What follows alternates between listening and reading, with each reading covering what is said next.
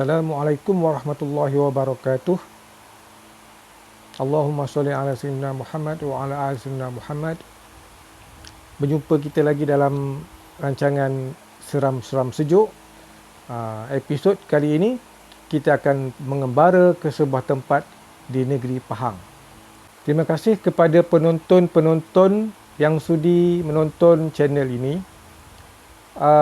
Hari ini kita akan bercerita tentang seseorang yang saya kenali.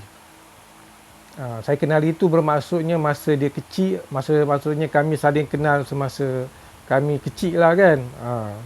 Dan keluarga kami juga rapat lah antara satu sama lain. Dia yang saya kenali adalah seorang yang handal. Mengapa saya kata handal? Kerana saya sendiri pernah melihat dia membakar tangannya dengan lighter.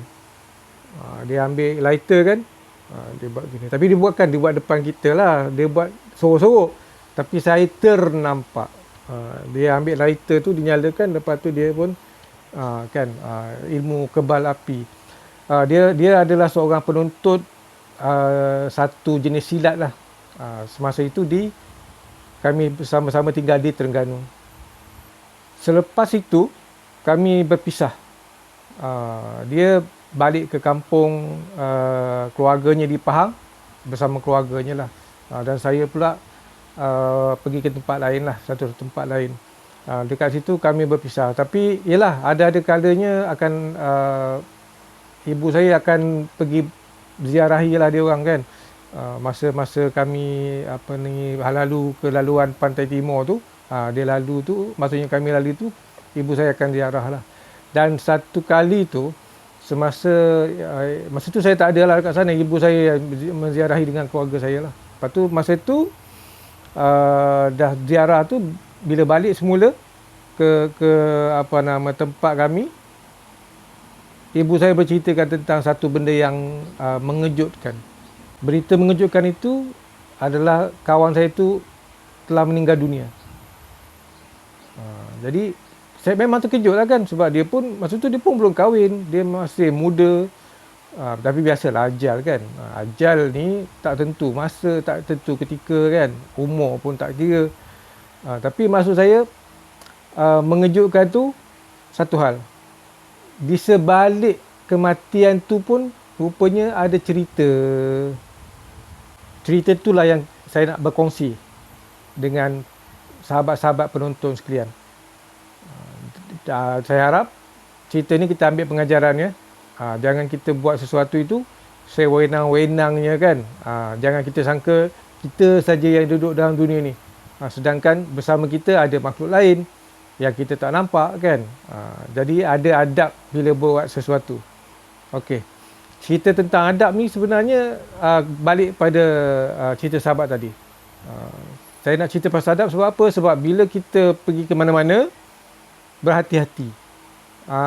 Nak buang air, jangan semudah-mudah sewenang-wenang pergi sana, pergi sini kan. Jangan begitu. Dia ada cara dia ada pantang larangnya juga. Sebab Islam pun memang mengajar begitu. Ada tempat-tempat yang kita tidak boleh membuang air di situlah. Apa kaitan buang air dengan cerita ni? Okey, ni ceritanya. Cerita ni diceritakan oleh keluarga sahabat saya tu ya. Okey. Dia macam ni. Memang menjadi kebiasaan sebab dia bekerja di sebuah kelab tu. Bukan kelab malam tu. Ni kelab kat Pantai Timur lain. Kelab tu kelab yang berkaitan dengan pelancongan. Kelab-kelab yang di tepi pantai tu kan. Dia berkait macam tu dengan pelancongan. Jadi dia bekerja kat situ. Bila dia bekerja kat situ, biasalah kan. Bekerja balik rumah apa semua kan. Tapi satu hari tu, dia balik daripada dia tempat kerjanya tu, dia nampak murung. Nampak macam bukan yang biasa dia buat. Maksudnya bukan seperti kebiasaan. Mula-mula, keluarga dia tak perasan sangat. Yalah, biasalah kan, mood kan. Ada mood baik, ada mood yang yalah mungkin dia tengah buat yalah something kan yang tak menggembirakan dia, mood, orang kata apa, drop down. Jadi bila benda tu berlaku gitu, dia orang biar je lah, tak apalah, dia tak nak bercakap apa semua. Tapi masalahnya makan pun dia tak nak makan, bila ditegur pun tak nak jawab. Jadi family dia pun dah mula rasa lain. Esok tu sepatutnya dia pergi kerja tapi dia tak pergi. Dia macam dia macam hayal pula kadang-kadang tu. Kadang macam bercakap seorang-seorang. Ini yang menyebabkan keluarga dia dah mula risau. Dia orang pun cuba ambil tahulah kan apa yang sebenarnya berlaku kan. Tapi masalahnya bila dia tanya, kawan tu tak jawab apa-apa. Dia diam je. Makin lama keadaan kawan saya tu dia makin teruk. Dia makin teruk. Dia tak nak makan, tak nak minum, tak nak mandi. Tak nak segala-galanya, tak nak. Jadi family dia pun dah mula risau. Sebenarnya lebih risau lah sebab sebelum ni dah ada risaunya tu, tapi lebih risau bila tengok keadaan macam tu kan. Bila tanya pun tak nak jawab. Akhirnya bertanya kepada kawan-kawan dia, bagi tahu jugalah kepada bos dia yang dia tak dapat datang kerana sakit. Dan diorang pun sahabat-sahabat, maksudnya yang kru-kru lain pun tak tahu sebenarnya apa punca yang menyebabkan dia jadi macam tu. Semakin hari keadaan kawan dia tu semakin teruk. Kita panggil dia nama, orang kata apa, nama samaran lah. Kita panggil dia Amir lah. Keadaan Amir makin teruk. Dia langsung dah macam duduk dalam dunia dia sendiri. Ada kala dia ketawa sendiri, ada kala dia menangis sendiri. Akhirnya keluarga Amir ni rasa macam tak boleh nak biar lah kan. Dia orang pun nak pergi hospital pun rasa macam lain macam pula nampak penyakit tu kan. Jadi dia orang buat apa? Dia orang buat satu keputusan untuk memanggil seorang bomoh. Bomoh tu memang dia orang kenal lah. Dan bomoh tu kiranya dekat situ jugalah kan dia duduk. Maknanya dah biasa lah pergi rumah tu. Dah tahulah maksudnya rumah tu kat mana apa semua kan. Maka bomoh pun dipanggil. Dan bomoh tu pula dia berjanji akan datang pada malam tu. Malam tu bomoh tu datang, bawa lah keperluan dia semua tu. Dia datang seorang-seorang lah. Dia datang. Bila dia datang, naik basikal. Dia naik basikal, jalan lah macam biasa. Memang tempat tu tempat dia. Maksudnya tempat yang dia biasa kan. Dan dia pun kenal pun rumah Amir tu. Dia pun kira kawan kepada ayah Amir tu kan. Dia pun datang. Datang naik basikal tu. Apasal aku pusing tempat sama? Dia pun dah mula pelik. Maksud dia menghala ke rumah Amir. Tapi tak sampai-sampai. Dia berpusing-pusing, tengok-tengok tempat sama. Dia berpusing-pusing, tak jumpa. Tak jumpa rumah Amir tu. Dah berapa lama berpusing, dah main 1 jam berpusing, tak jumpa-jumpa. Akhirnya, bomoh tu pun balik. Esoknya pun dia datang, berjumpalah maksudnya esok tu. Apa nama ayah Amir tanya. Dia tak datang lah, ayah Amir tanya, jumpa dia balik. Ayah Amir tanya dah mengapa tak datang semalam. Dia kata datang tapi tak jumpa rumah. Kan dah pelik tu. Tapi benda tu menunjukkan something wrong lah. Sesuatu yang tak kena berlaku sebenarnya.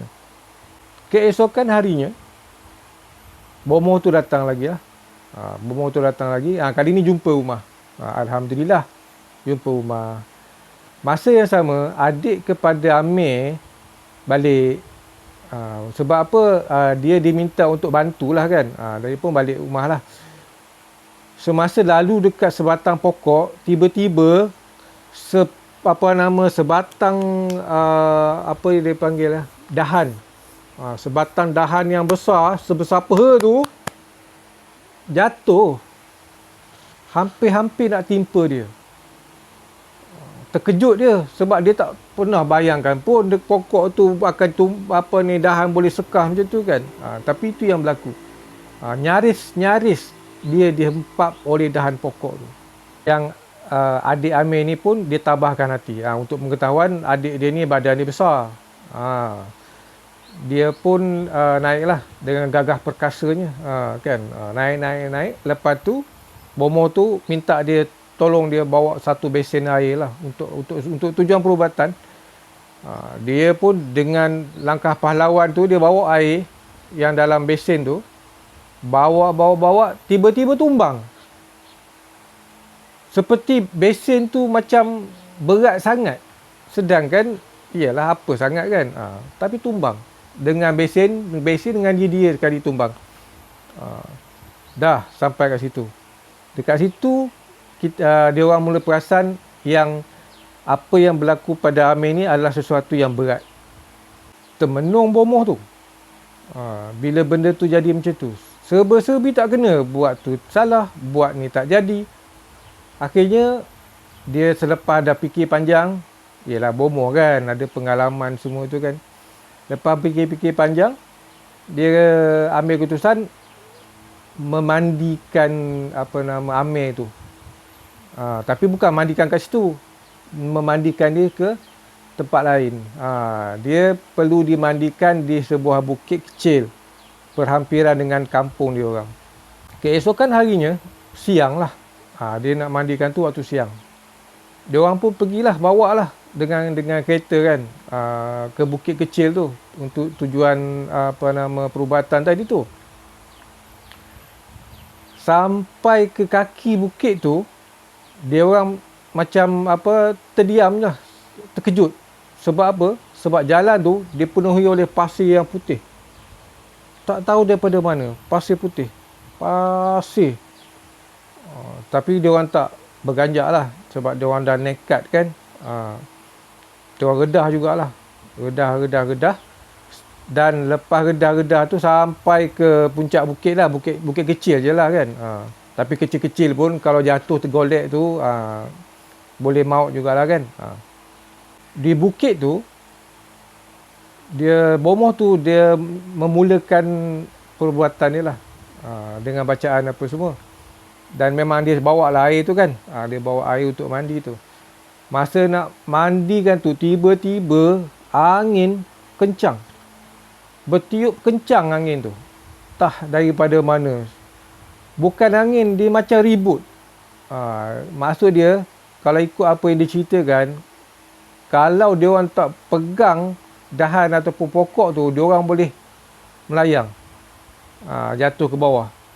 Jadi, alhamdulillah lah, masa tu Amir tu pun, ialah dia tengah mamai begitu. Alhamdulillah, ayah dia pegang kan. Memang orang kata angin tu sangat kuat.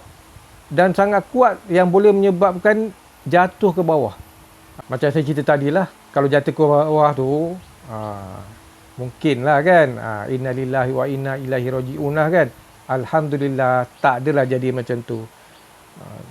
Apa yang dia orang boleh buat, patah balik, turun. Maknanya benda tu pun dapat gangguan.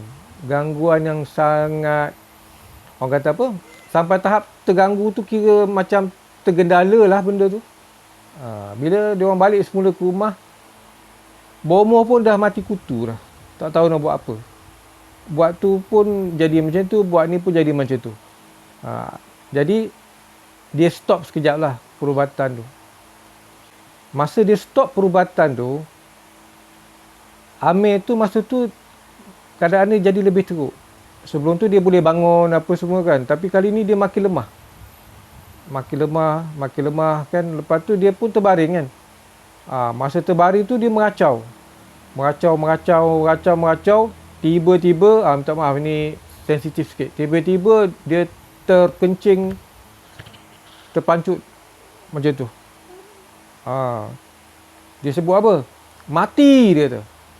Mendengar jeritan mati tu, keluarga Amir dah gelisah. Sebab dia nampak betapa beratnya keadaan Amir masa tu.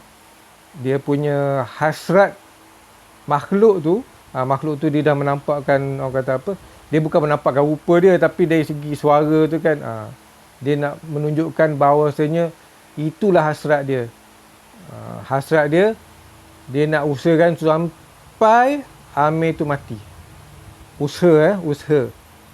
Sampai Amir tu mati.